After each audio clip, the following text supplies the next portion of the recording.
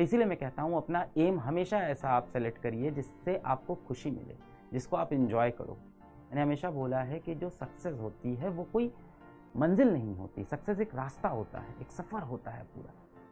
आज हम आप जो चल रहे हैं जिस रास्ते पे, वो सक्सेस का ही रास्ता है और उस रास्ते में आपको खुश रहना चाहिए। अंदर से यही फीलिंग आती है, अंदर से बस यही महसूस होता है कि ना मैं अच्छा बेटा बन पाया, ना मैं अच्छा भाई बन पाया, ना मैं किसी का बहुत अच्छा मित्र बन पाया, ना मैं एक बेहतरीन शिष्य बन पाया। जीवन साथी तो शायद मेरे को कभी मिलना ही नहीं था, तो वो मुझे मिला नहीं। जिंदगी हमें रुला रही है और हम रोए जा रहे हैं। जब आपको लगता है ना कि मैं अपने माँ बाप का अच्छा बेटा नहीं बन पाया, एक आदर्श बेटा नहीं बन पाया, अपने बड़े भाई का एक आदर्श छोटा भाई या आदर्श बड़ा भाई नहीं बन पाया, मैं सच में किसी से मित्रता नहीं निभा पाया, एक अच्छा दोस्त नहीं बन पाया, मैं अच्छा शिष्य नहीं बन पाया, अच्छा स्टूडेंट नहीं बन पाया, और मेरे इरादे तो नेक थे, पर यह कठिन जिंदगी मुझे आगे बढ़ने ही नहीं दे रही है। मैंने तो हर बार कोशिश की थी कि मैं पूरी ईमानदारी से अपना कर्तव्य निभाऊंगा, पर यह हो ही नहीं पाया। कुछ नहीं है, आपका दिमाग ना अभी बहुत छोटा है, और सबसे बड़ी बात, इस दुनिया में आपके अगल बगल बहुत शैतानी ताकत है जो आपको गुमराह करने की कोशिश कर रही है। देखिए, अगर इस दुनिया में भगवान है तो शैतान भी होगा, और अगर शैतान है तो वो क्या चाहता होगा? शैतान यही चाहता होगा कि जो भविष्य है, इस पृथ्वी का जो भविष्य है, इस देश का जो भविष्य है, बच्चे, किसी तरह से मैं उनको बर्बाद कर दूं। इसमें सबसे बड़ा जो शैतान है वो मोबाइल है। इस मोबाइल के अंदर ढेर सारे ऐप हैं। कोई बहुत सारे मोबाइल गेमिंग में फंसा है, कोई इंस्टाग्राम के चक्कर में फंसा है, किसी के पास ये सब नहीं है तो व्हाट्सएप की दुनिया में फंस गया है। और ये शैतानी ताकत आप पे कब्जा करना चाहती है कि आपको बर्बाद कर दे। भगवान श्री कृष्ण चाहते हैं कि आप जीवन में कुछ अच्छा कर जाओ। आप हमेशा देखो, जो बुरा रास्ता होता है ना, जो शैतान का रास्ता होता है, जो छल का रास्ता होता है, जो चोरी का रास्ता होता है, वो अक्सर आसान रास्ता होता है। और हमारे दिमाग को ऐसा ही प्रोग्राम किया गया है कि हम हमेशा आसान रास्ते को चुन लेते हैं। दिन भर लगे हुए हैं इंस्टाग्राम पे, कुछ नहीं कर रहे हैं, ना अपनी कोई फोटो डाल रहे हैं, ना कोई कैप्शन लिख रहे हैं, ना स्टोरी लगा रहे हैं, कुछ नहीं। दिन भर बस दूसरों की जिंदगी देखे जा रहे हैं, स्क्रॉल करते हुए दूसरों का जीवन देखते जा रहे हैं। इंस्टाग्राम पे देख लेते हैं 16-17 साल के बच्चों का कपल बन गया है, प्यार मोहब्बत हो गई है, फिर फोमो फील हो जाता है। इंस्टाग्राम पे देख लिया 16-17 साल के बच्चों का कपल बना हुआ है, तो अंदर से फोमो लगता है कि यार मेरे साथ कोई क्यों नहीं है। फिर कोशिश जारी, व्हाट्सएप पे कोशिश जारी है, दिन भर रात भर। सामने वाले व्यक्ति को आप मैसेज किए जा रहे हो, उनका रिप्लाई आए ना आए, फिर से मैसेज किया, फिर उनका रिप्लाई नहीं आया, फिर मैसेज किया, फिर रिप्लाई नहीं। सामने वाला व्यक्ति आपको इग्नोर कर रहा है, इतनी सी बात आपको क्यों नहीं समझ में आती? तो समझ में तो आ रही है, पर ये दिल है कि मानता नहीं। देखिए, जो इंद्रियों के वश में आप है ना, जीवन कहीं नहीं जाएगा आपका ऐसा। एक व्यक्ति को आप मैसेज कर रहे हो, वो आपके मैसेज को इग्नोर करता है, आपको रिप्लाई नहीं करता है, बार बार आपको व्हाट्सएप पे दिखता है कि वो ऑनलाइन आया, आपको इग्नोर करके हर बार चला गया, तो क्या जरूरत है ऐसे व्यक्ति को आप मैसेज करें? अन्यथा मेरा तो ये मानना है कि अगर किसी व्यक्ति को हमेशा आप ही मैसेज करते हो, कभी पहला मैसेज वो नहीं करता है, तो ऐसे व्यक्ति से दिल ही क्यों लगाना है? जो व्यक्ति हमेशा खुद को आपसे श्रेष्ठ समझता हो, आप हमेशा उनके पीछे पड़े हुए हो, वो कभी आपको रिप्लाई भी नहीं करते हैं, और स्वयं तो वो कभी खुद से मैसेज कर ही नहीं रहे हैं आपको, पहला मैसेज हमेशा आपका होता है। ऐसे दरवाजों पे जाके बेटा क्यों खटखटा रहे हो? बाद में दिल टूटेगा, चोट लगेगी आपको। अपनी सेल्फ रिस्पेक्ट को, अपने आत्मसम्मान को बेच के क्यों आ रहे हो? जब कोई व्यक्ति आप में इंटरेस्ट नहीं ले रहा है, आपसे दूर जाना चाह रहा है, आपको लगातार इग्नोर कर रहा है, कभी कभी आपको याद कर लेता है। कब? जब उसकी जरूरत होती है। यानी एक तरह से वो आपका इस्तेमाल कर रहा है। और इतनी छोटी उम्र में अगर ये फीलिंग आपके अंदर आ गई कि दुनिया मुझे इस्तेमाल कर रही है, दुनिया मुझे यूज़ कर रही है, तो दिमाग पे बड़ा ख़राब प्रभाव पड़ेगा।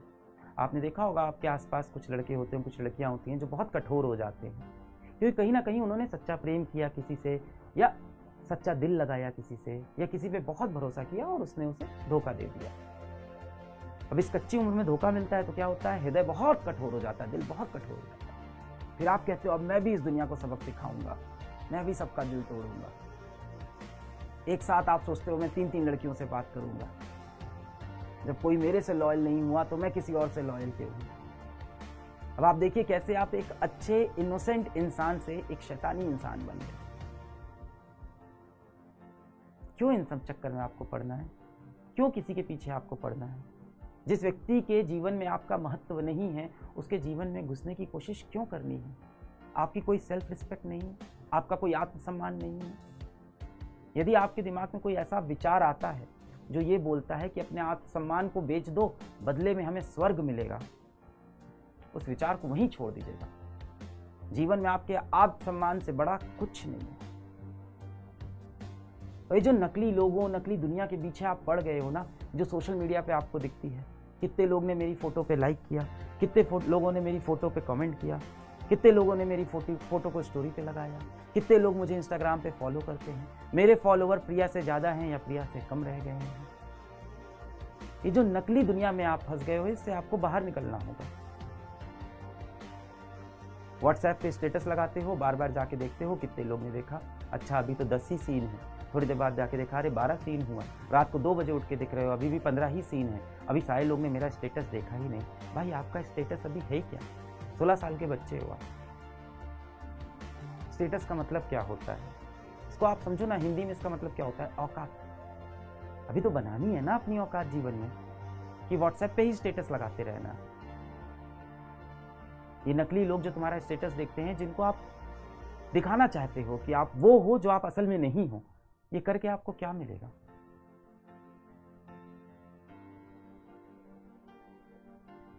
एक बार ये सोचो, जिस दिन आप इस दुनिया में नहीं रहोगे, एक ना एक दिन तो ऐसा आएगा, दुनिया छोड़ के हर किसी को जाना है, जो आया है वो जाएगा, एक ना एक दिन आपको भी जाना है इस दुनिया से।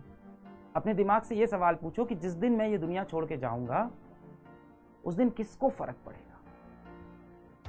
इन बाहरी लोगों को फर्क पड़ेगा जिनके लिए आप लगातार व्हाट्सएप पे स्टेटस लगाते रहते हो, अपनी फोटो एडिट करते रहते हो, इंस्टाग्राम पे जिनके आप रिप्लाई करते रहते हो, जिनके लिए आप इंस्टाग्राम पे लड़ाइयाँ लड़ रहे होते हो, जिनके इनबॉक्स पे आप मैसेज भर रहे होते हो, जिनको इम्प्रेस करने के लिए आप अपने पिताजी को बोलते हो कि मेरे लिए एक बहुत महंगा फ़ोन खरीद लीजिए, क्योंकि आपको लगता है स्कूल में या कॉलेज में या कोचिंग में महंगा फ़ोन दिखाने से आपका स्टेटस बन जाएगा।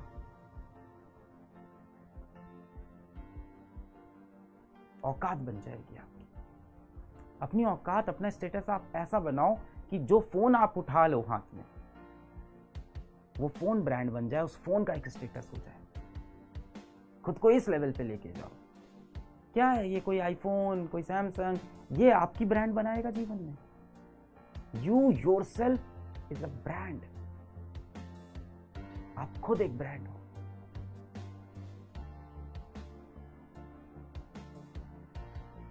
एक वक्त आएगा ये दुनिया आपको छोड़नी पड़ेगी, और जब आप ये दुनिया छोड़ के जाओगे तो किसको फर्क पड़ेगा। इन नकली लोगों को फर्क पड़ेगा, इन नकली दोस्तों को फर्क पड़ेगा, इस सोशल मीडिया की जो दुनिया है इसको फर्क पड़ेगा। हाँ पड़ेगा सर, RIP लिख के जाएंगे कमेंट्स में आपके लिए। हो सकता हो कमेंट में नीचे बहस भी करे कि देखो इसके मरने के बाद घर वाले ठीक से रोए भी नहीं, देखो इसके मरने के बाद इसका क्रियाक्रम भी कितना सस्ता करा दिया लोगों ने, बड़ा पापी आदमी था, अच्छा हुआ मर गया। इन नकली लोगों के चक्कर में आप फंसे हो। सोशल मीडिया पे अपनी एक दुनिया आपने बना ली है, और बेटा जिस दिन आप ये दुनिया छोड़ के जाओगे ना, इन लोगों को कोई फर्क नहीं पड़ेगा। किसको फर्क पड़ेगा, किसको फर्क पड़ेगा, आपको पता है ना। आपके माता पिता को फर्क पड़ेगा, आपके परिवार को फर्क पड़ेगा, उसी माँ को फर्क पड़ेगा जिसका फोन तुम नहीं उठाते हो। क्या है मम्मी बार बार फोन कर रही हो, अभी दोस्तों के साथ हूं ना, बाद में कॉल करता हूँ मम्मी, रखो ना। क्या है मम्मी पढ़ाई कर रहा हूँ, अभी डिस्टर्ब मत करो। मम्मी दरवाजे पे बात करनी है, मम्मी मैं पढ़ रहा हूँ, इतना डिस्टर्ब करो कैसे पढ़ाई करूंगा। और जैसे ही मम्मी दरवाजा बंद करके जाती हैं, वापस मोबाइल में सोशल मीडिया में आप लग गए हो, रील स्क्रॉल कर रहे हो, कोई वेब सीरीज देख रहे हो, बाहर दोस्तों के साथ बैठे हो, बेवजह के गप्पे चल रहे हैं, बेवजह की बातें चल रही है, किसी को भी डिस्कस कर रहे हैं, बेवजह का समय खराब कर रहे हैं। मम्मी का फ़ोन आता है, मम्मी रखो ना, मैं बहुत इंपॉर्टेंट काम कर रहा हूँ, कोचिंग के नोट्स लिख रहा हूँ, रखो ना मम्मी फ़ोन। क्या है मम्मी बार बार कॉल करते हो, मैं दोस्तों के साथ बिजी हूँ ना, बाद में कॉल करता हूँ। उसके बाद बोलोगे अरे यार मेरी मम्मी बहुत फ़ोन करती है यार, बहुत परेशान करती है, दिमाग खराब कर रखा है मेरी मम्मी ने। एक दिन इस माँ का फ़ोन आना बंद हो जाएगा। कैसा लगेगा उस दिन जब फ़ोन आता है ना, उसमें कॉलिंग मम्मी, कॉलिंग माँ, कॉलिंग माताश्री लिख के आता है, वो लिखना बंद हो जाएगा। हर आधे घंटे में आप फ़ोन निकाल के देखोगे यार मम्मी का फ़ोन नहीं आया, फिर आपको याद आएगा कि अब मेरी माँ इस जीवन में, इस दुनिया में नहीं रही। यही है असली दुनिया, यही है असली लोग। इन्हीं को फर्क पड़ता है आपके जीने और मरने से, इन्हीं को फर्क पड़ता है आपकी सफलता और आपकी असफलता से, इन्हीं को फर्क पड़ता है कि आप रात में खाना खा के सोए हो कि नहीं सोए हो। इनके फोन को आप इग्नोर कर रहे हो। अपने आप को ऐसा बनाने की कोशिश कर रहे हो कि दुनिया आपको पसंद कर ले किसी तरह से। मन में ये भाव बहुत आता है कि लोग मुझे पसंद करें, मैं इस तरह के बाल कटवा लूं, इस तरह के कपड़े पहन लूं, एक बहुत महंगा जूता खरीद लूं। दोस्त से फोन ले लिया है कि भाई हम जा रहे हैं लड़की से बात करने, तुम्हारा फोन दिखेगा, थोड़ा महंगा फोन दिखेगा तो वो इम्प्रेस हो जाएगी। अब आप सोच लो, जो व्यक्ति ये महंगा फोन देख के इम्प्रेस होगा वो क्या जीवन भर आपका साथ निभाएगा? जीवन में तो बहुत बुरा समय आना है, तब तो वो साथ निभाएगा नहीं। और सुबह जब आप बिस्तर से उठते हो, बाल आपके यूं ऐसे खड़े रहते हैं, गंदे से कपड़े पहन के आप निकलते हो रूम से बाहर, और आपको तो पता है आपकी शक्ल कैसी है। उसके बाद आपकी माताश्री क्या बोलती हैं, अरे मेरा राजा बेटा उड़ गया, बड़ा स्मार्ट लग रहा है, एकदम हीरो लग रहा है। आपको भी मन में पता है आप नहीं लग रहे हो, पर वो झूठ नहीं बोल रही, उनकी आंखों में आप हमेशा खूबसूरत हो। इस दुनिया में वापस आओ। ये जिन लोगों को आप इंप्रेस करने के चक्कर में लगे हो, जिनके पीछे आप भाग रहे हो, सोशल मीडिया पे जिनको अपनी जीवन दिखाने की कोशिश कर रहे हो, खुद को वो दिखाने की कोशिश कर रहे हो जो शायद आज आप नहीं हो। जब आप ये दुनिया छोड़ के चले जाओगे, इन लोगों को कोई फर्क नहीं पड़ेगा। आपकी मृत्यु होने पे भी इनको कोई फर्क नहीं पड़ेगा। बड़ी खूबसूरत लाइन किसी ने कही है कि 4 लोगों के चक्कर में खुद को ना ढालो, 4 लोगों के चक्कर में खुद को ना ढालो। आपकी अर्थी पे यही 4 लोग कहेंगे मेरा कंधा दर्द हो गया, अब अर्थी तुम संभालो। ऐसे बदल देते हैं लोग कंधा अर्थी के वक्त कि अब मुझसे नहीं संभाला जाएगा इस इंसान का वजन। जिस दुनिया को आप इंप्रेस करने के चक्कर में लगे हो, वो दुनिया आपको घर से लेके शमशान घाट तक अपने कंधों को पे लाती है तो भी उसे दर्द होता है। 4 लोगों के चक्कर में खुद को ना ढालो, क्योंकि तुम्हारी मृत्यु पे यही 4 लोग बोलेंगे कि मैं थक गया हूं, अब अर्थी तुम संभालो। वापस आओ। सही गलत की समझ आपको है, बस ये जो दुनिया का शैतान है ये आपको भटकाने की कोशिश कर रहा है। इससे बचना है, एक ही तरीका है, जिस भी भगवान को आप मानते हो उनके पैरों में आप गिर जाओ। नहीं सर मैं भगवान में विश्वास नहीं करता, कोई बात नहीं बेटा, माता पिता पे तो विश्वास करते हो, उनके कदमों में गिर जाओ।